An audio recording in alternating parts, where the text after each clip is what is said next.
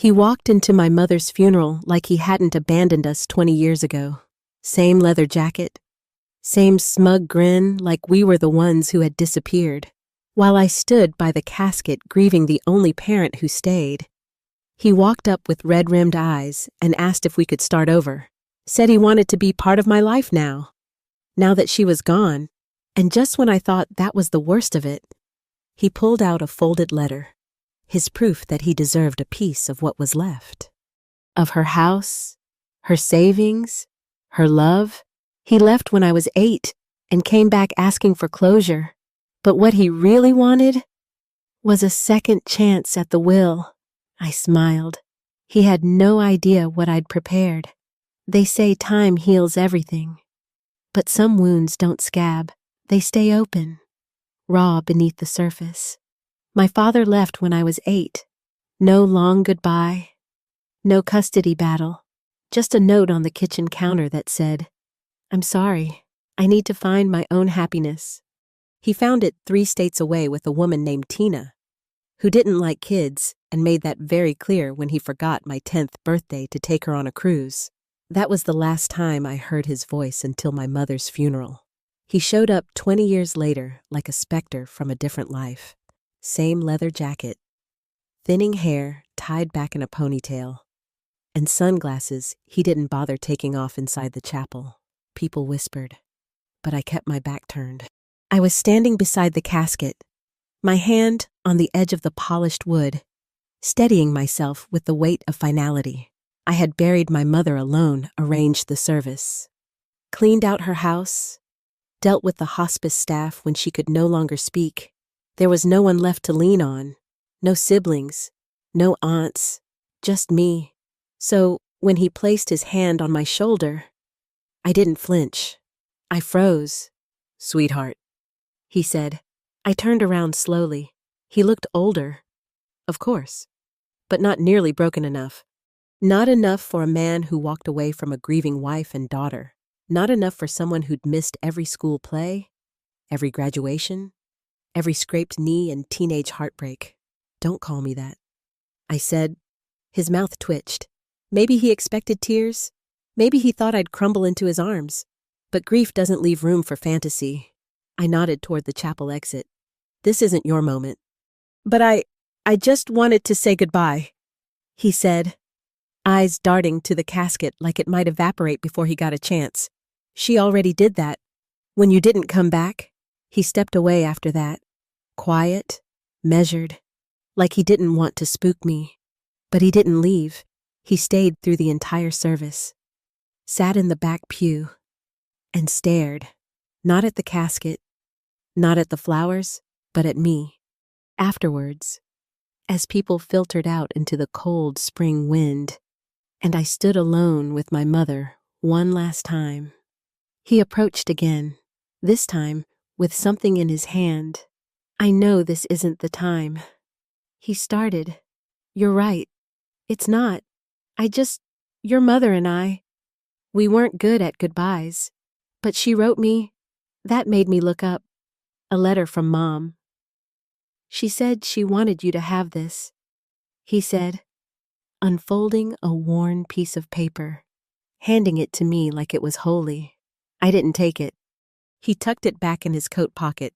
"I think we should talk. You know, about what happens now." "What happens now?" I repeated. "Like what?" He gave a sheepish laugh. "Well, the house, her accounts. I know there was never a formal divorce, and I know she never changed the title. So technically, I cut him off with a single look. I've taken care of her for the last 20 years. I said, my voice like glass. "You don't get to technically your way back into her life." He held up his hands.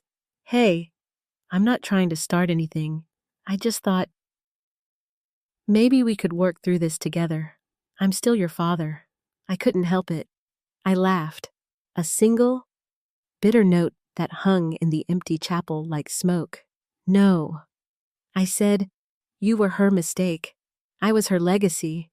I walked out after that, not looking back. But I knew he wouldn't stop. Men like that never do. They wait, they prod, They convince themselves that absence is just a pause, not abandonment. That night, as I sat in my mother's living room, surrounded by the ghosts of her life, her favorite books, her sewing machine still threaded, the empty mug on her nightstand, I knew he'd come again. But this time, I'd be ready. The first letter arrived 2 weeks later, folded neatly in an envelope addressed in his handwriting. No return address, just my name, my mother's old house, and the word important scribbled across the back like that alone could make it matter. I left it on the hallway table next to a bowl of keys and unopened sympathy cards. I didn't touch it for 3 days. When I finally opened it, the paper smelled faintly of old cologne and desperation. He wrote about regret, how he wished he'd been there, how he didn't know how to come back, how he was proud of the woman I'd become, even though he'd never seen me become her. He mentioned the house. Again, said he wasn't after anything, but just wanted to make things right. That phrase, make things right, burned hotter than anything else, because he didn't come back when Mom got sick. He didn't call when I dropped out of college to take care of her full-time, working nights at the grocery store to cover what hospice didn't. He didn't send flowers when I made the decision to sign the DNR. He didn't show up when I spread her ashes on the bluff where she used to sketch on weekends. But now that everything was tidy and done and the house was paid off, now he wanted to make things right. The second letter came with a brochure, retirement communities, legal advice, something about joint ownership and amicable transitions. I didn't open the third letter. I tossed it in the fireplace without reading a word. Then he showed up again. This time, I was ready. I left the porch light off, let him knock until the sound faded into silence. I didn't open the door. I didn't move. I just sat in the kitchen, staring at the mug rack by the sink, hers, mine, and one chipped yellow one she kept for guests. She always believed in having room for people. I didn't. The next day, I found a note tucked into the screen door. I won't give up. We're family. You'll see. I nearly tore it in half.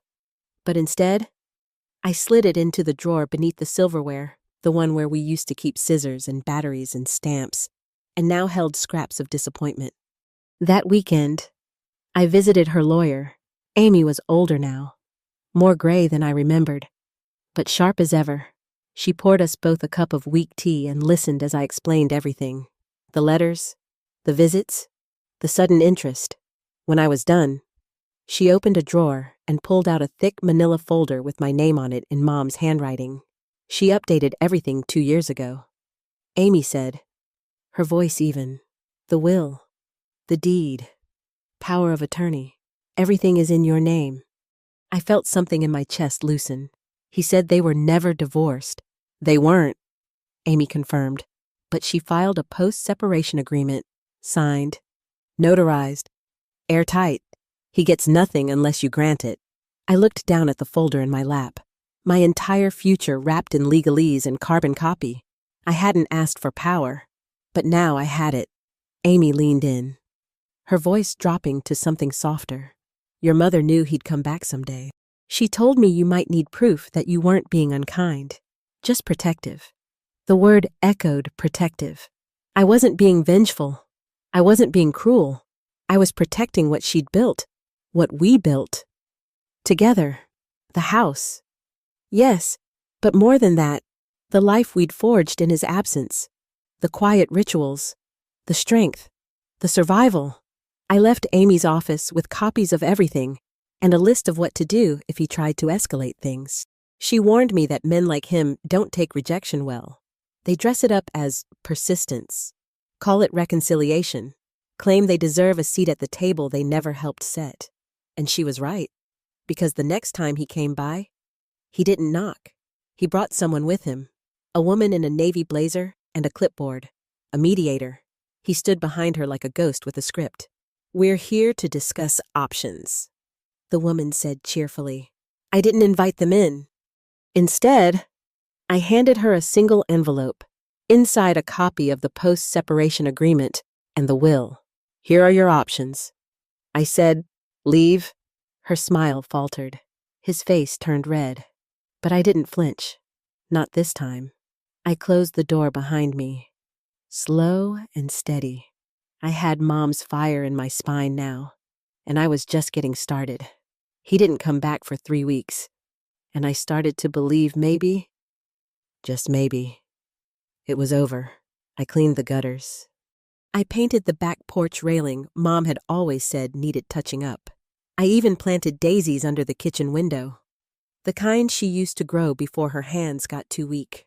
For a moment, the quiet felt real, not the tense kind that hangs like a threat, but the kind that hums low, like peace finding its way back home. Then the letter came, but this one wasn't from him. It was from a lawyer, not Amy, another name entirely. I opened it in the hallway. My breath caught in my chest before I'd even read the first line. My client, Mr.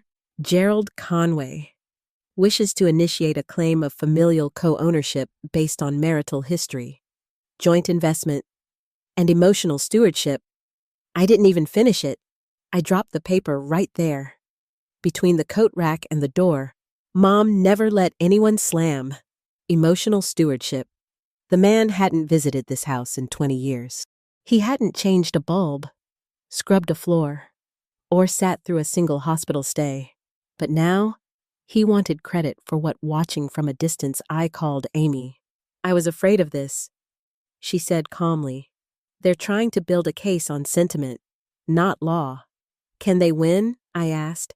They can cause a headache. That's what they want. Pressure. Leverage. I could feel my pulse in my teeth. So what do I do? You stand your ground, she said, and you document everything. So I did. I printed every letter, photographed every visit, kept notes of every knock, every voicemail, every veiled suggestion that I make room for reconciliation. Then I got a call from someone I hadn't heard from in years, my cousin David. We'd lost touch after Mom's funeral. Both of us caught in our own lives. He sounded hesitant. I ran into your dad at the gas station.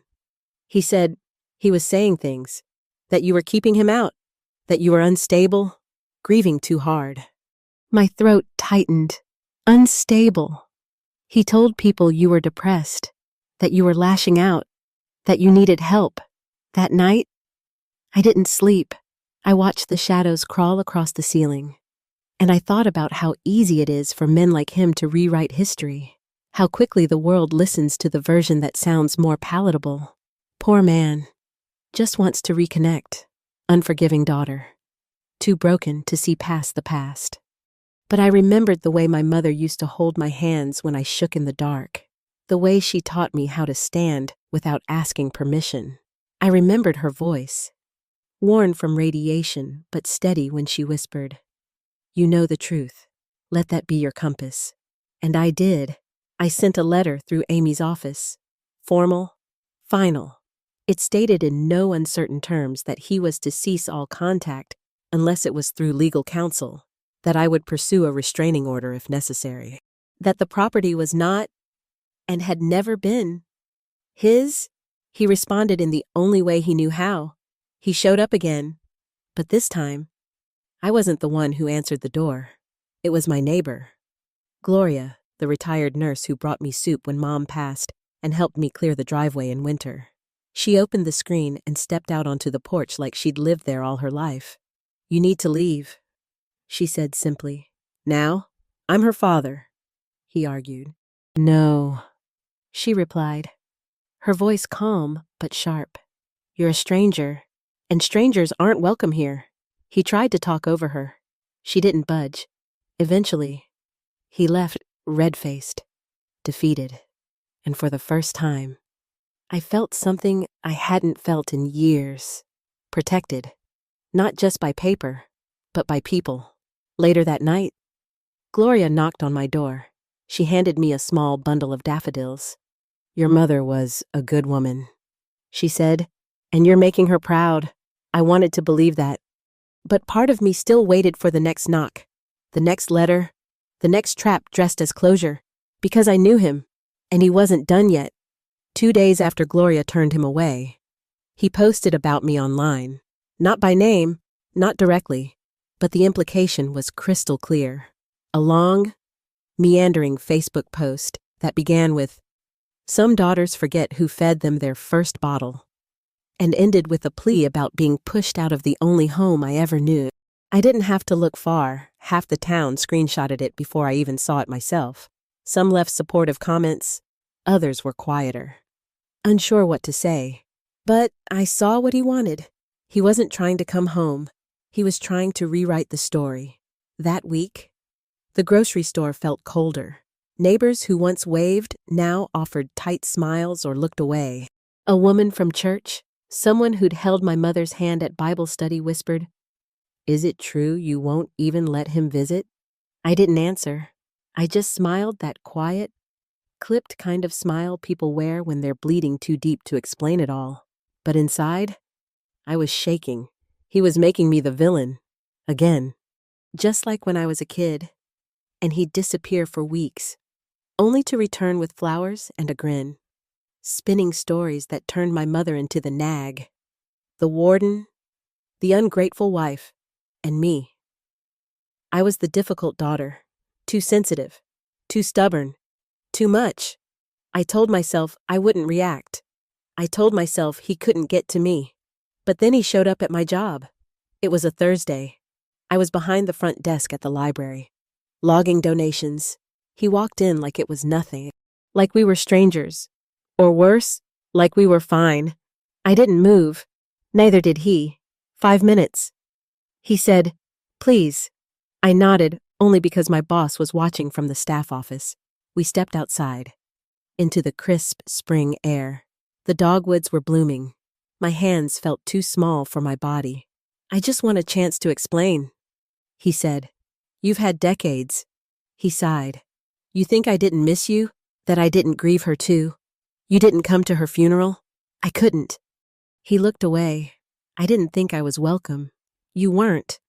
I said, "But she still waited. Until the end. She waited for you to show up. She thought maybe, just maybe you'd call." He flinched. "Good."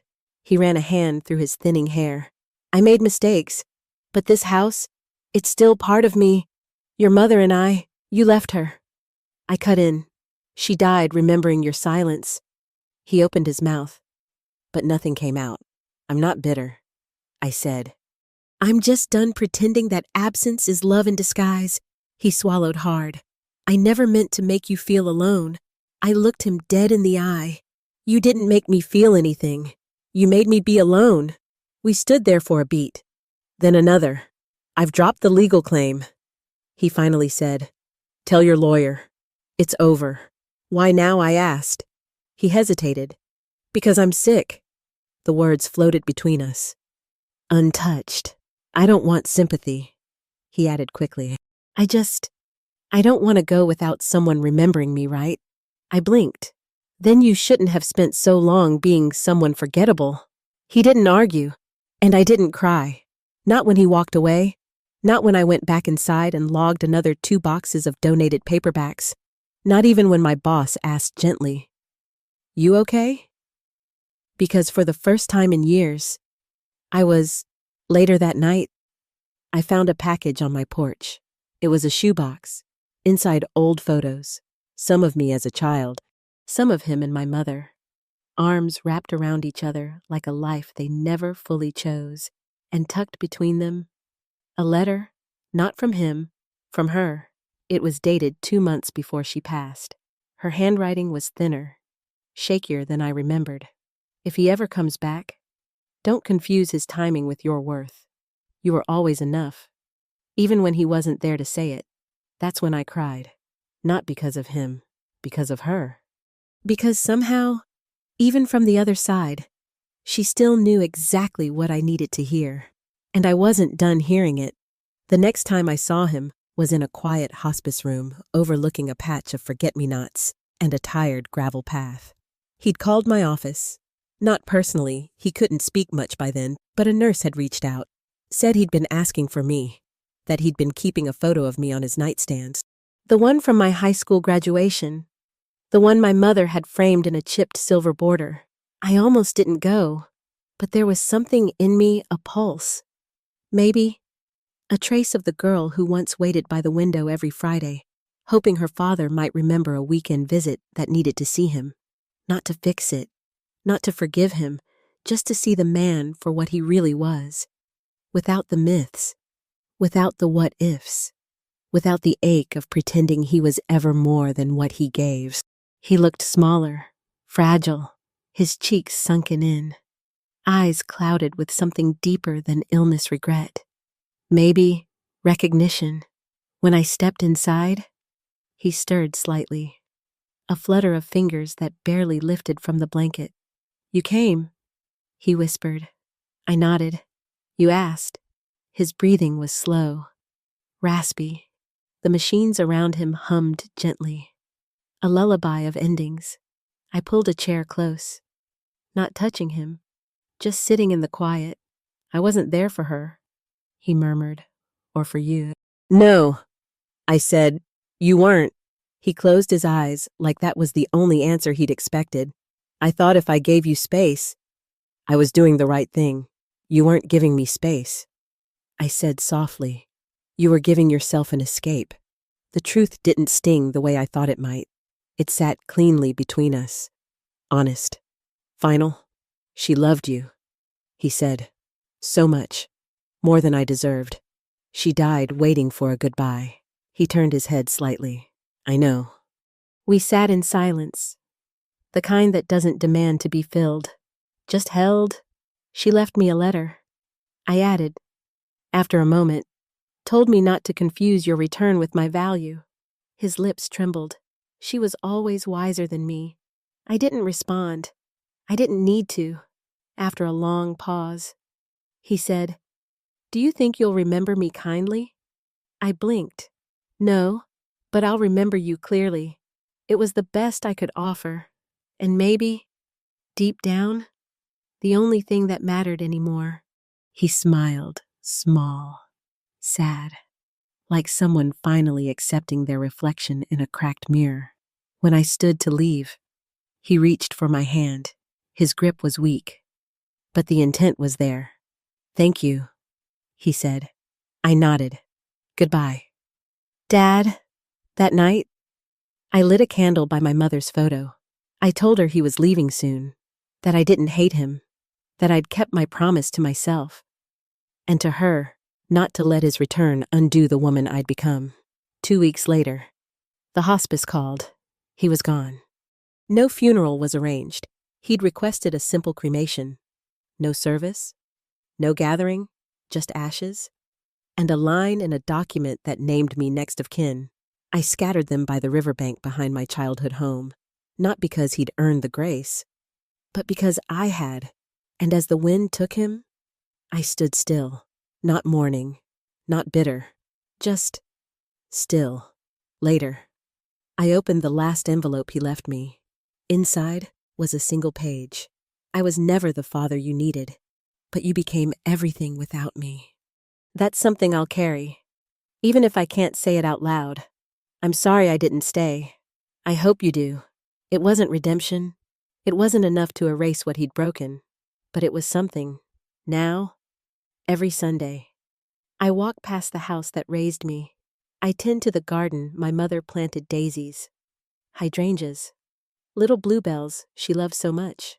I teach my niece, Gloria's daughter, how to weed without hurting the roots. And I tell her stories about the woman who taught me that silence isn't love, and presence isn't always a gift. She listens, she laughs, she knows my name, and for once, that's all I need. Some wounds don't bleed, but they do shape us. For many of us who grew up learning to endure, to wait, to hope for something as simple as being chosen.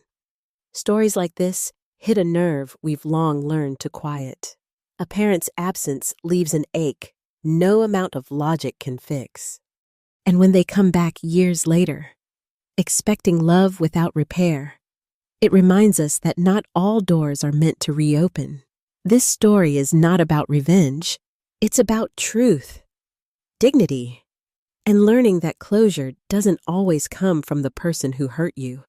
It comes from choosing peace over pain, clarity over illusion, Some of us spend our entire lives trying to earn love we never needed to beg for. If you've ever had to choose boundaries over blood or silence over screaming, we invite you to share your story. Your voice matters, your hurt is valid, and your healing is yours to own. If this story spoke to you, if it brought up memories, questions, or quiet strength, leave us a comment. Let others know they're not alone. And if you believe stories like these deserve to be told, please like the video, subscribe, and share it with someone who needs to hear it today.